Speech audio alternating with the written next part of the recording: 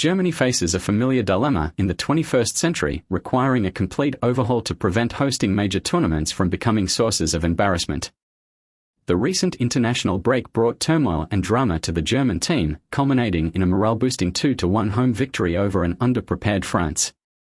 However, the prevailing narrative revolves around the loss of identity and a sense of crisis within the national team.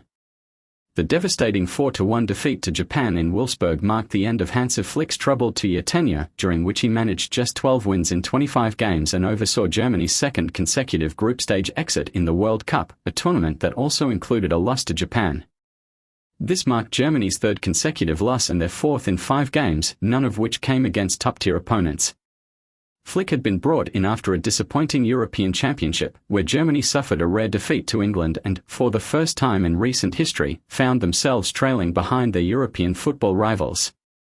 The German national team finds itself in a state of stagnation, reminiscent of their struggles in 2000 Euros and 2004. To revive their footballing prowess, they must revisit the changes made in the past and initiate a comprehensive restructuring of their football infrastructure. Some attribute their woes to Bayern Munich's dominance and the influence of Pep Guardiola's tiki-taka style, which is no longer effective in modern football. Looking at the current German squad, there are remnants of the past in aging players like Müller and Ilkay Gundogan. However, a significant issue lies in the lack of physicality, with players like Kai Havertz embodying the modern German player, a versatile figure who doesn't fit neatly into traditional positions. Fundamental problems, such as the declining production of top-class players, inadequate academies, regional development systems, and coaching and football education institutions, have been identified and addressed. Germany, as a footballing powerhouse, invested its vast resources in a thorough overhaul and modernization of its football ecosystem, achieving some degree of success.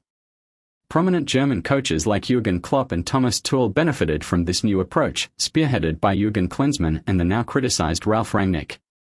Julian Nagelsmann appears to be the front-runner to take charge, but entrusting such a monumental task to a young manager, especially after his tenure at Bayern, raises questions. However, perhaps a rebuilding process necessitates a long-term perspective and a leader entirely detached from the past era. Given his significant age difference from Flick, Nagelsmann may be the right choice. Once again, German football grapples with its identity crisis and must return to the drawing board to chart a new course.